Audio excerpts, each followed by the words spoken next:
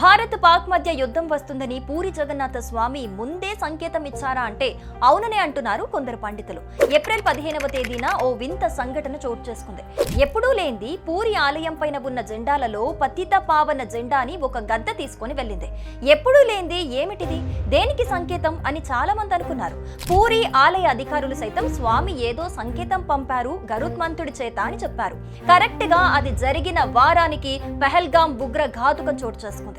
ఉగ్రవాదులు పహల్గాం వచ్చిన పర్యాటకుల మతం అడిగి మరీ చంపారు. అంటే ఆ ఉగ్ర మూకలు కనీసం వారం ముందు నుండే ఆ ఘాతుకానికి ప్లాన్ చేస్తుంటారు. అంటే ఆ ఫ్లాగ్ గద్ద తీసుకువెళ్లిన రోజే వాళ్ళు ఇండియా బోర్డర్ కి వచ్చుండొచ్చు. ఎప్పుడు శాంతి అని సైలెంట్ గా ఉండే ఇండియా ఈసారి ధర్మ యుద్ధానికి సిద్ధమైంది. సుదర్శన చక్ర అనే పేరుతో పిలుచుకునే S-400లు ఇండియా పైన చిన్న డ్రోన్ కూడా పడకుండా కాపాడింది. బ్రహ్మోస్ బ్రహ్మాస్త్రంగా నిలిచింది. అష్టగ్రహ కూటమి వలన ఇండియా ఈ సంవత్సరం యుద్ధం చేయాల్సి ఉంటుంది అని పంచాంగం చెప్పారు మన పండితులు. ఇదంతా చూస్తుంటే మన సనాతన ధర్మ విశిష్టత అర్థమవుతుంది.